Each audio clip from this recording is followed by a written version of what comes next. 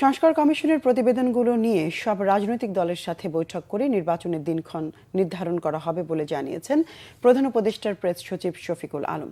রাজনৈতিক দলগুলো কম সংস্কার চাইলে ডিসেম্বরে আর প্রয়োজনীয় সংস্কার চাইলে 2026 সালের জুনে নির্বাচন হতে পারে বলে জানান তিনি।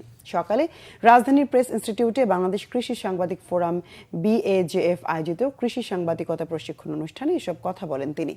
দল হিসেবে আওয়ামী লীগ নিষিদ্ধের প্রশ্নে প্রেস সচিব জানান, গণহত্যা করেও এখনো পর্যন্ত তাদের অনুশোচনা বোধ নেই। গণহত্যার সাথে জড়িতদের বিচার করবে অন্তর্বর্তীকালীন সরকার, আর দল হিসেবে নিষিদ্ধের সিদ্ধান্ত নেবে রাজনৈতিক দলগুলো বলে জানান প্রেস সচিব।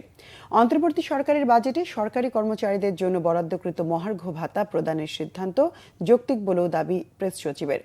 আশপাশের দেশগুলোর চেয়ে বাংলাদেশের সরকারি কর্মচারীদের বেতন কম বলেও জানান তিনি।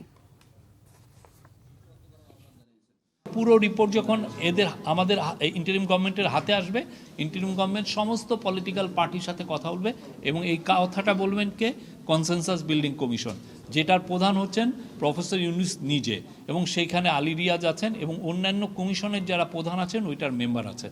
তারা এই ঐক্যমতে আসবেন এবং পলিটিক্যাল পার্টি যখন সবাই একসাথে ডিসাইড করবে যে আমরা এই চাচ্ছি, সেটা তখন দেখবেন যে অনেকটা ইজি হয়ে যাবে এবং সে অনুযায়ী রিফর্মগুলো ইমপ্লিমেন্ট হবে, হওয়ার পরেই ইলেকশন হয়ে যাবে।